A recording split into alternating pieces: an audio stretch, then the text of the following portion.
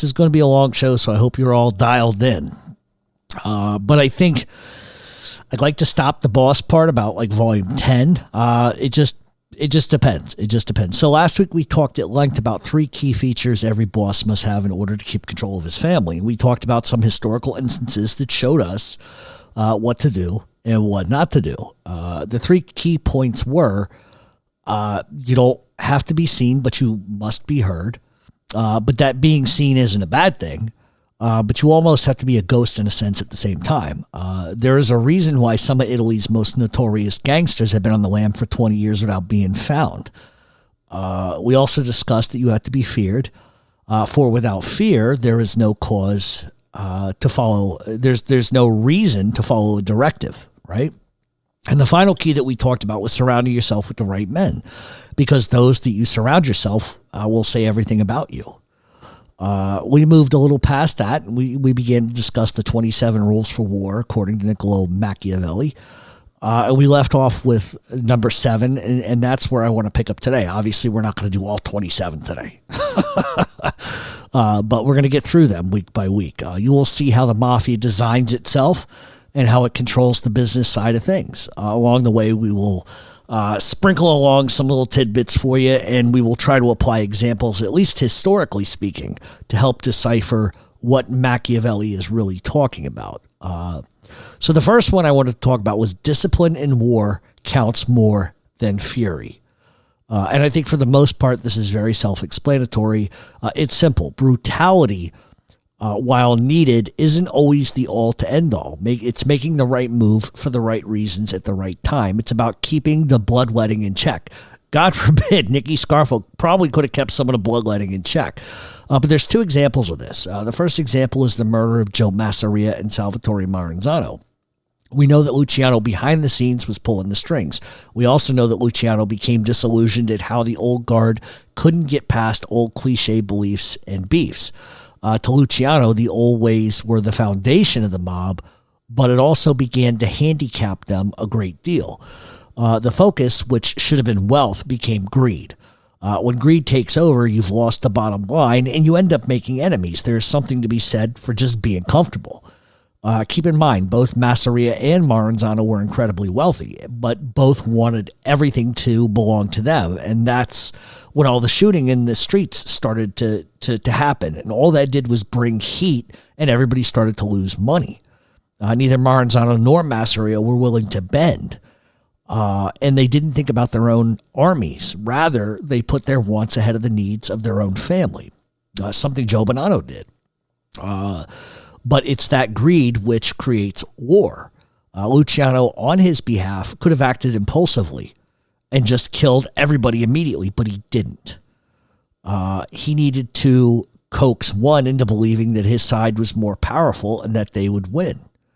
Had Luciano just gone guns blazing in the streets, he likely would have been killed as a result very quickly.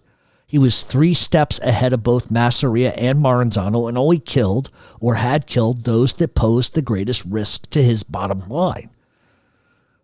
Killing for the sake of killing wouldn't do him any benefit whatsoever. Being disciplined enough to play one side against the other while wanting to kill both really worked in his favor. Look at the 3 captains' murders. Had Joey Massino been impetuous and reckless about shit, had he not been disciplined, he would have never been able to coax them into the peace negotiations, which led Massino and company dispatching the problem very, very quickly. Take your time. Think it through. Think 3 steps ahead. We're going to talk about 3 steps ahead in greater detail here in a few minutes. Now you also have the reverse of that. Nicky Scarfo was the complete opposite of that.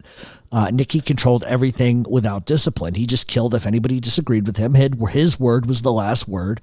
And while there's some positive attributes to that, it's specifically what we kind of talked about last week. People have to know where you stand. If you get too reckless or you're not even keeled about your decision making, people are going to walk on eggshells. And that's going to lead to worry and to too much fear. It's okay to be feared and know the it's okay to be feared, but you have to know the consequences of those actions. Look at the Riccobene faction. Harry Riccobene went back to the first godfather of Philadelphia, Salvatore Sabella. Riccobene was made in 1927, and he was a hitman and a soldier for Salvatore Sabella. Under Sabella, Riccobene formed a high-earning, loan-sharking racket and established gambling rackets across the city. Eventually, Sabella would go away and Bruno would take over, and he essentially left Harry Riccobene alone. Riccobene was loyal to Bruno, and Bruno, he took his slice of the pie, but he wasn't absorbed by it, meaning he didn't take too much. He just took enough to wet his beak. But Bruno never browbeat him over money. He allowed Riccobene to just kind of do his thing. After Bruno gets killed, all hell breaks loose. Eventually, we know that Nicky Scarfo takes over after the murder of Phil Testa. And rather than Scarfo keep the same politics intact, he went right after Riccobene and demanded a huge cut of the pie from Riccobene. Riccobene wasn't about to give up more than his usual share, and he and Nicky end up going to war. Eventually, both sides would trade shots, and people would be murdered, and people would end up in prison. But was it worth it? Was money or ego? Was it money or was it ego for Scarfo? And it was both, and you can't be both. It was his word and nothing at all. That's not a leader of value. That's a brute. And historically speaking, brutes always get overthrown or killed. History. Nicky Scarfo single-handedly destroyed Philadelphia. And in many ways, his ways of doing things put pressure on his own men. It led to his own delusions and to his own grandeur. If Scarfo doesn't do that and he has some discipline, that entire situation doesn't envelop itself. The next one is, if some on the side of the enemy desert to come to your service, if they are loyal, they will always make you a great acquisition, for the forces of the adversary diminish more with the loss of those who flee than with those who are killed, even though the name of the fugitives is suspect to the new friends and odious to the old. In simple terms, if you can get men or soldiers from rival factions or a family to join another side, if they're loyal, they're a great addition to your family, because additions of the enemy's side is more of a moral loss than a physical loss. It hurts more internally losing somebody that's on your side. It hurts more within your emotions and leads you to make miscalculations than it is to kill them, if that makes any kind of sense. Betrayal always hurts more than death. It always will. It always has. There are several different historical mob events that we could use for this. Joe Colombo, for example, found himself in a situation where he was tasked by Joe Magliocco and Joe Bonanno to help overthrow the commission. And we know everything that went down as a result of that. And I don't want to regurgitate all of that here, but Colombo had a decision to make. He could move on Gambino and Lucchese, but the likelihood is he would never live long enough after the fact to ever get what he wanted anyway. So he betrays his boss, who was Joe Magliocco, and he runs to the commission. And as a result, he's given the position of boss of his own family. We could argue, like I said, he might never, ever have become a boss on his own laurels. But his betrayal ended the reign of Joe Bonanno and Joe Magliocco all at once. Did his betrayal hurt more than, say, if he had died? No, absolutely not. In some ways, yes, in some ways, no. Once again, we go back to Maranzano and Masseria, because this is probably one of the best examples of how switching sides can be a powerful thing. When the war began brewing in the Castellamare Wars, you had two sides. On the Maranzano side, you had Joe Bonanno, Vito Bonaventure, Stefano Magaddino, Joe Profaci, Joe Aiello, Gaetano Reina, Tommy Gagliano, Tommy Lucchese, and Niccolo Schiro. On the Masseria side of the fence, you had Giuseppe Morello, Lucky Luciano, Albert Anastasia, William Moretti, Manfredi Mineo, Joe Adonis, Frank Costello, and Carlo Gambino. Each side had fucking heavyweights. But what Maranzano didn't know was that Tommy Lucchese was acting as a spy for Masseria, as was Tommy Gagliano. Both sides took shots. Both sides killed a bunch of people. Luciano secretly went to Maranzano and gave him his support in return for bigger rackets and a leadership role. That move right there deflated any chance of either man keeping the position. That move changed the trajectory of organized crime in this country. Those who were against Luciano on the side of Maranzano, they knew what that meant. It meant everybody that was with him would have to come along too. That's true power. And even though Masseria didn't see it coming, what it did to the other side was it lulled them to sleep completely. It gave Maranzano a false sense of power and security, and those who maybe didn't trust or like Luciano had no other alternative but to go along with it because of his reputation and his power. Boy, would they have a surprise down the road. That's the point. And it leads to the thought process of being 3 steps ahead. And listen, 3 steps ahead. This may be a convoluted process for a lot of you, but just stick with me, and I think you'll get it. This is one of the most important things that keeps organized crime moving. It's helped some of the world's most notorious bosses keep moving forward despite tough times and tough odds. You have to be 3 steps ahead. It applies not just to organized crime, but it also applies to life. Because this is an organized crime show, I want to keep it about organized crime.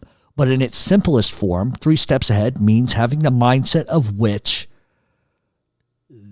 that, you know the narrative. You understand what the likely results of any action that you might take are going to be.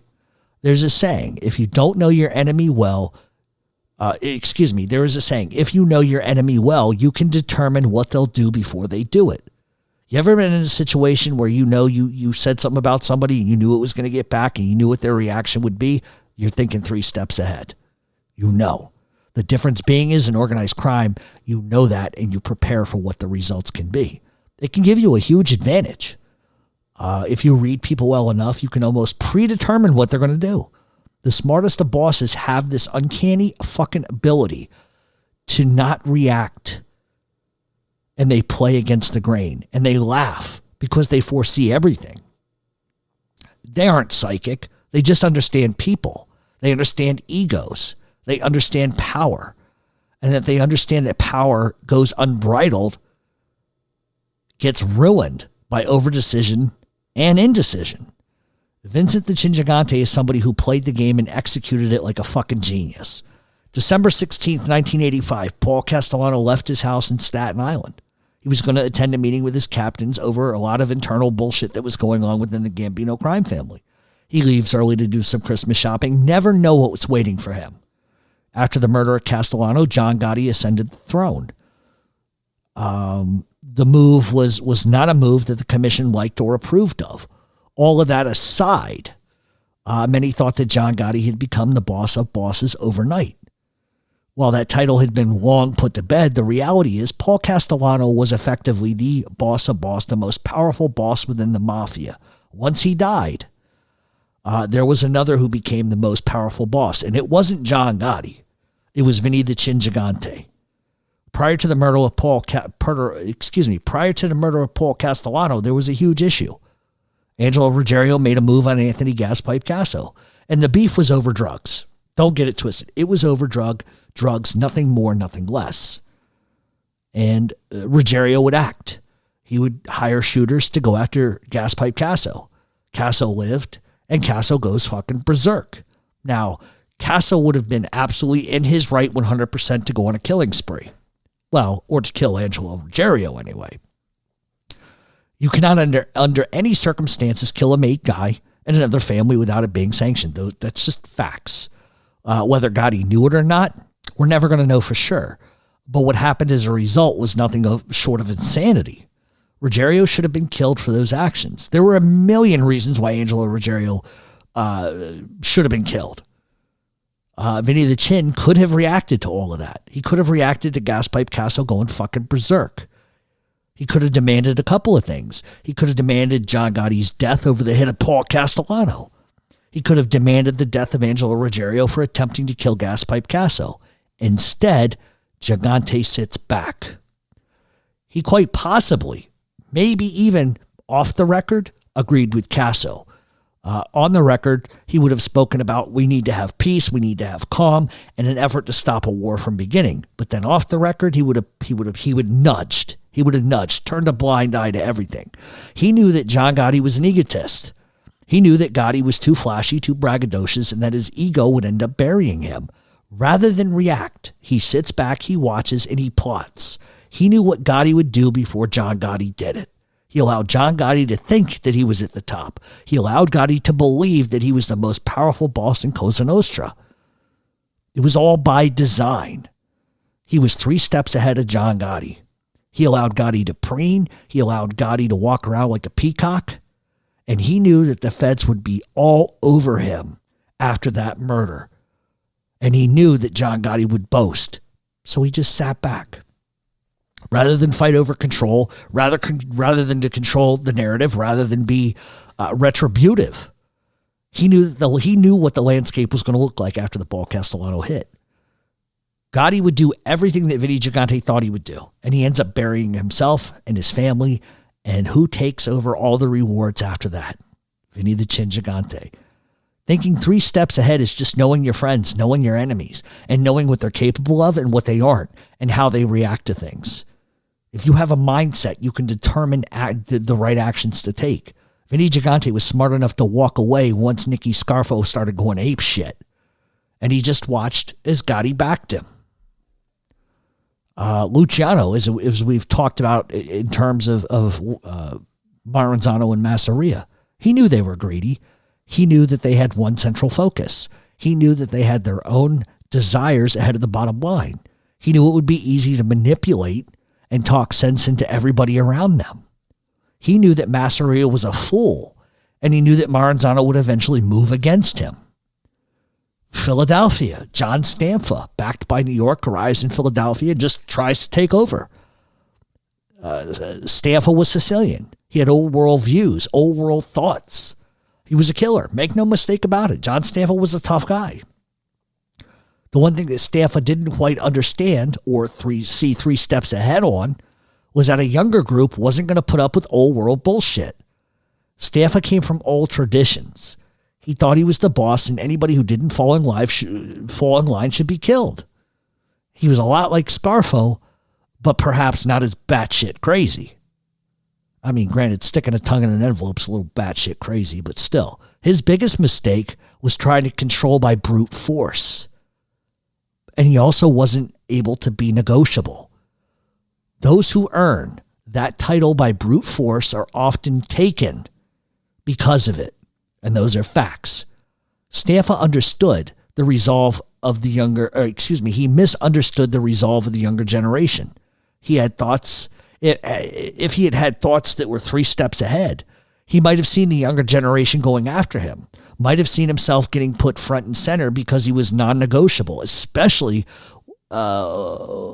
within a family he had really no right, or he hadn't earned the right to control.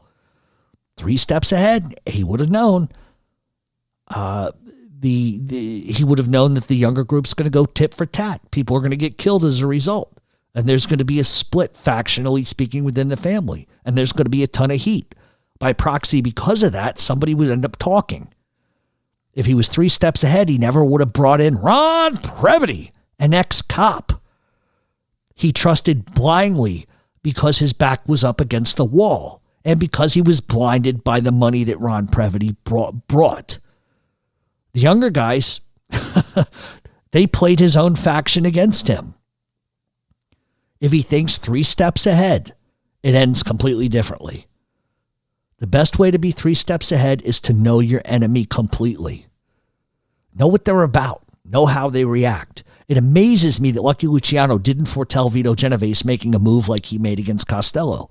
Maybe Luciano didn't think Genovese had the balls. Perhaps Luciano chalked it up to, listen, my reign is over. Who gives a fuck? Knowing what an enemy prizes most or what he values most is the secret to upending him on his ass every time. And one last thing. Luciano knew Bonanno was an unsavory, untrustworthy fuck. But he appealed to Joe Bonanno's ego by allowing him to be a boss. It forced Bonanno to move against Maranzano. And in all reality, let's face it, Joe Bonanno was always controlled in many ways by the commission and everyone around him. He never had control. That is the genius of Lucky Luciano, and a lot of people don't talk about this kind of stuff. They simply allowed Bonanno to believe he could control his own destiny. And in turn, that's how they got what they wanted. So this next part is a little squeamish. And it's called Murder is a Means to an End. And some of you aren't going to like this, but it's just the way I feel about things. So this is the one thing that we've talked a lot about over the years.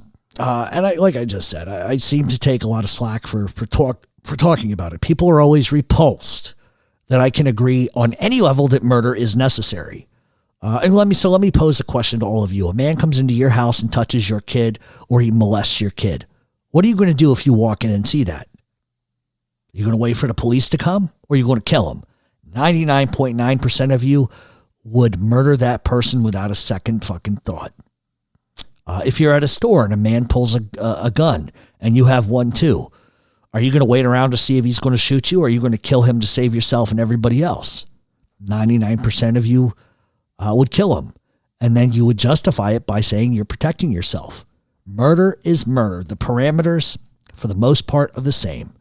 There are those who believe that murder, albeit by the government or by the state, meaning executions, are wrong. But are they? All too many times, because of a religious belief system, this is why people have issues with this. And I'm just going to lay it out. Good, bad, or indifferent. Murder to me is repulsive. All murder. But it's a part of the human condition. We've been murdering people since the dawn of time. Murder that's senseless, I don't really agree with on any level. But the ends must justify the means. Machiavelli once said that if an injury has to be done to a man, it should be so severe that his vengeance need not be feared. Murder. Murder is the only true equalizer. Keep in mind, at least historically speaking, these are men who take a vow to use a gun and a knife to kill anybody who betrays them or their family. So many people don't focus on those words. Out of the gate, in joining that life, there's two ways out of that life, jail or death.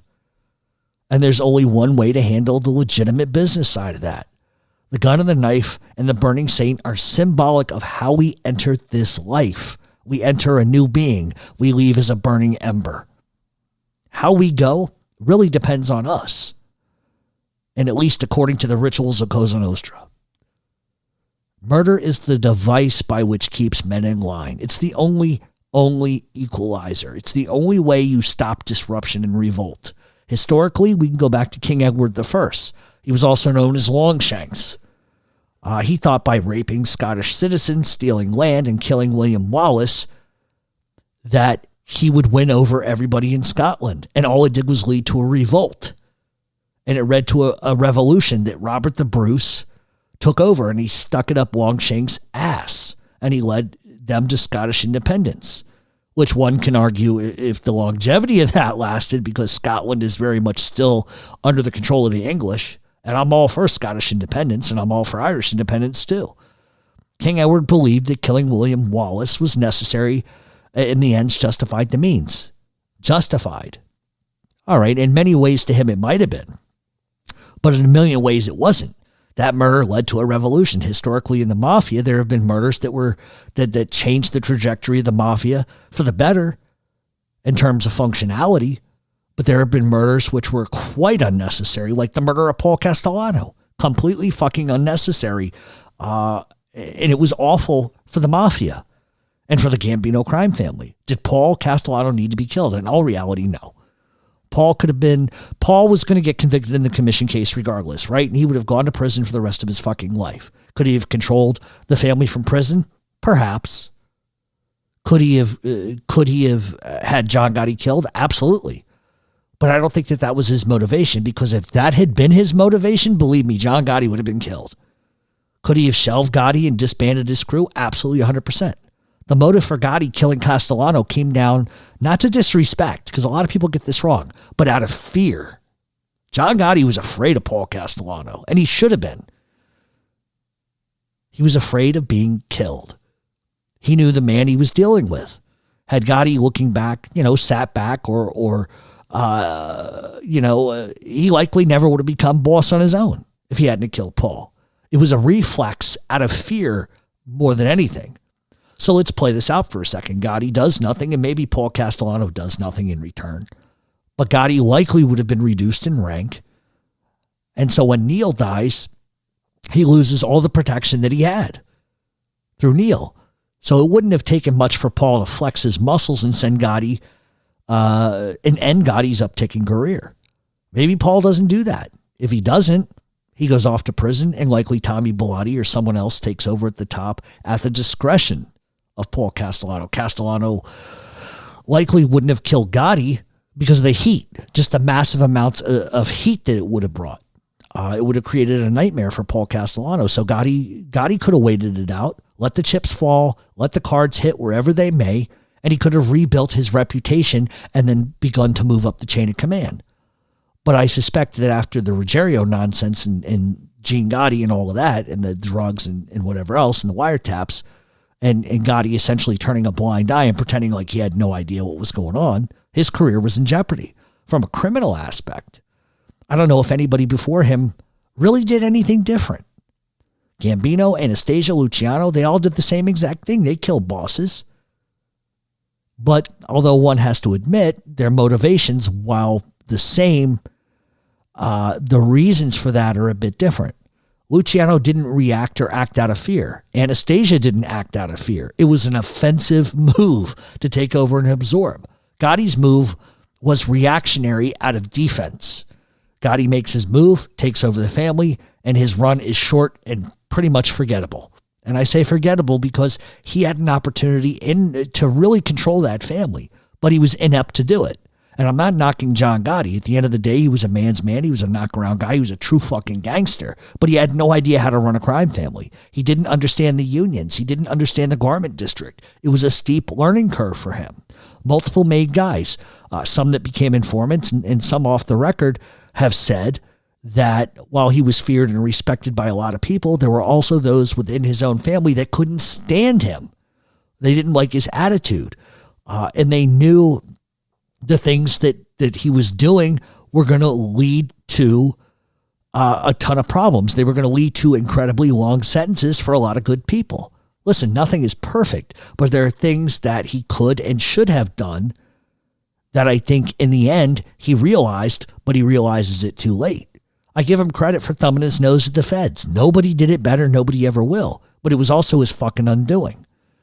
Gotti would murder without hesitation. Quite the same as Nicky Scarfo. The mid to late 1980s, the Gambinos were killers, and anybody who disobeyed or got out of line got killed, and they got killed quickly. It's Vinny Gigante who once said at a meeting when another boss was talking about demoting captains as a result of some sort of infraction, he looks and says, "We don't bust captains down, we kill them." And what Gigante meant was, what the fuck is the point of this thing if guys are not dealt with? If you give one guy a break, then everybody wants a break. If we cut them slack, then nobody fears breaking the rules and everyone will start doing it. And we only survive by these rules. And it's an excellent point. And some might say, well, murder is harsh. How does one apply the death sentence? What factors determine that? Surely there are some that broke the rules that weren't killed, and there were others that did the same thing and weren't. So where's the tow line here? And as demented as the following is going to sound to you, keep in mind, it comes from a street perspective. Remember, this is street stuff, okay? And everybody, anybody and everybody who's ever been in the mafia or will be, they know from day one death is the penalty for going too far. They all join knowing that. And in many cases, these men have killed for their families before they were ever killed themselves. And this is why I sort of have no emotion for the families of killed mobsters. Often you're going to see them on TV, and one of them will be lamenting how their father was killed like a dog in the street, and they're all upset. But what they neglect is that their own fathers have been on the other side of that gun, and they have no moral inclination to kill somebody either. So their cries for wrongdoing, to me, fall on deaf ears. I feel bad for anybody who loses a father, a brother, or an uncle, a cousin, whatever the case may be. But remember, the majority of these men, killed other people. This is the way of life people have chosen. And just keep that in mind before I say what I'm about to say. And one of the things that I've said on this show, much to the disdain of a lot of morale-based people, is I'm all for murder. And I think it's the only penalty that truly counts. Without it, men do not fear you. They will do whatever they want. They will walk all over you. You can beat them up, fine. They recover. You can take their rackets. You can shelf them, fine. And when you do that, you can end up turning them towards the law. then they become maybe cooperators and they go ahead and make money. God forbid the legit way, because none of them still can. Murder is the only way to keep men in line. Vito Genovese sat down with Luciano and they hotly debated the initiation ceremony. Luciano felt that it was unnecessary, outdated, and they didn't need it anymore. It was an old school thing. But Genovese argued with him that they needed to keep the tradition because without it, men would scoff at the penalties. In other words, if they didn't know from day one that they would be murdered, then one could make an argument against being murdered. And Luciano agreed, and the ceremony was kept within the rituals. There, like I said earlier in the show, there's been an ongoing moratorium on murder in New York City since Joey Massino ordered it. In other words, New York Mafia has banned murders. A lot of it's because of the technology, new police tactics. And they know the end result of murder these days is life without parole. And, they changed the focus onto money. But what does that spell for the mafia in the long term? And it means that anarchy is going to reign at some point. It was used to keep men in line, to teach others the penalty for their actions. As a result of murder, or say the willingness to murder, people who might have testified against Vito Genovese ran for the fucking mountains. Violence is necessary in that way of life. Murder is the ends to justify the means.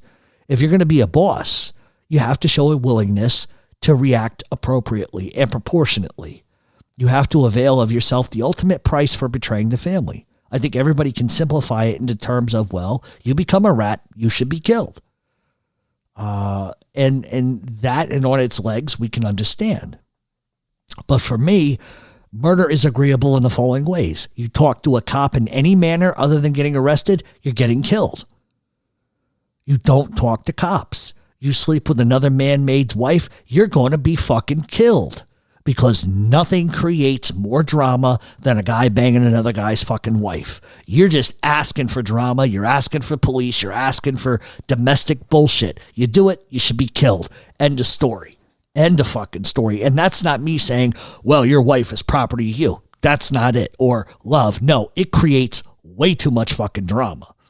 Anybody who kills anyone or hurts anyone without the express permission of a boss is getting killed.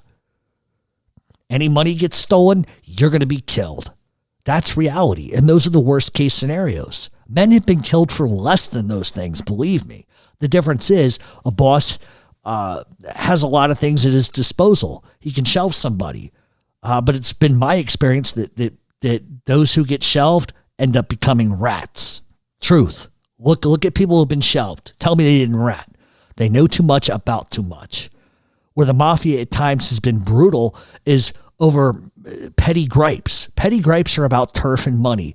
There is more than enough money to go around, more than enough rackets to go around. And when one guy asks for the head of another guy over money that's maybe not particularly even stolen, but let's just say it's turf, that's not something any boss should tolerate, but that's not something that should warrant somebody's murder either. Have a sit down, iron it out, have a go-between, have a negotiation.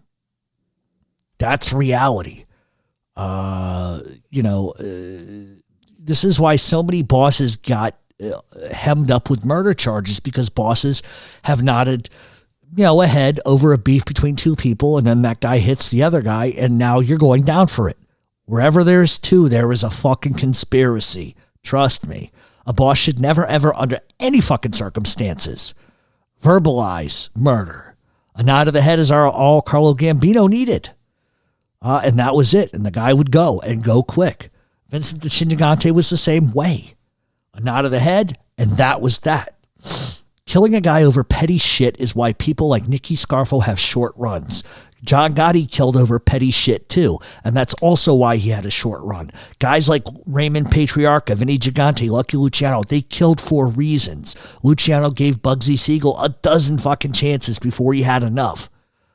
He had to think in terms of the rest of the mafia who were getting ripped off. It was about the group, not about Luciano's personal feelings, because I'm going to be honest with you. If it was probably left up to Lucky Luciano's personal feelings, he probably wouldn't have done it. He would have chased him, but he wouldn't have killed him. But he had to think about the whole entire organization. Ray Patriarca only killed as a reflex of guys stealing and getting so far off third base that there was no fucking alternative. And, he also put Barboza in the ground for being a rat fuck. You look at how many rats have been killed. in the last 40 years. Patriarcha was probably the last. If you look back at history, many bosses never ever got revenge on rats. Ray Patriarcha did. He had the last laugh there. Jimmy Hoffa got clipped when too much became too much. Bosses that were patient and tried to deal an even hand are the ones that have longevity. The ones who just kill without will, those are the ones that have short runs. There are times as a boss you must sacrifice one for the rest of the family to make a point, i.e. Benny Siegel.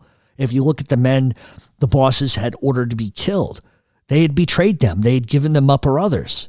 But then you look at Gotti, and he whacked how many guys over absolute nonsense? Robert DiBernardo. The guy was an earner for the Gambino crime family. He did nothing wrong except piss Gotti off on Gravano's words. And Gravano would use that to his fucking, his abilities. Gravano would use that to gain stature. Sammy Gravano was fucking nobody until Frankie DeCicco got killed. Sammy Gravano was never going to end up on that hierarchy chart. But he lied to Gotti to get it done. How Gotti never saw Sammy Gravano making moves is beyond my understanding. He was blind to it. So as a boss, you got to pick your spots. You've got to delegate, but you also cannot appear soft. You never have to justify your actions to anyone, but you also have to be diligent in who you make an example. Whether you realize it or not, every move that you make in the streets, every murder or no murder, everyone is watching and everybody's absorbing. And they're thinking 3 steps ahead watching you. You never want to give anybody the appearance that you're ever going to waver and treat anybody different. Those are facts. Is it better in organizing an engagement to reserve great aid behind the front line than to spread out your soldiers to make a greater front? Simple. Organize your men for calculated strikes rather than to attack on several fronts. Hit them where it hurts the most. Let me see. All right. He is overcome with difficulty who knows how to recognize his forces and those of the enemy. Number 14 on this list is a huge one because it goes right back to being 3 steps ahead. If you've gone through things, you've been battle tested, you've gone to war, then you know exactly what's coming. You can predict it pretty close to the vest, and it enables you to see what your enemies are going to do. It's all about experience. The virtue of soldiers is worth more than a multitude, and the sight is often more beneficial than virtue. Meaning, if the virtue of the men you have around you are on key, then it beats, then it physically is better to have, like when we talked earlier about having likewise men around you, people that believe in the same thing. You can have 4 people beside you that all think the same, and that is greater than having 1,000 that don't. Let's see. Let's see. I'm looking at a couple more. We have a bunch here. I think we're just going to stop there. I think that's where we should stop, and I think that we'll come back next week with 16. So I hope everybody enjoyed Being the Boss Volume 2. We're going to take a break. When we come back, we are going to get to the Bonanno Crime Family part. What the fucking part are we on? 5. Stay tuned on Mob Talk Radio.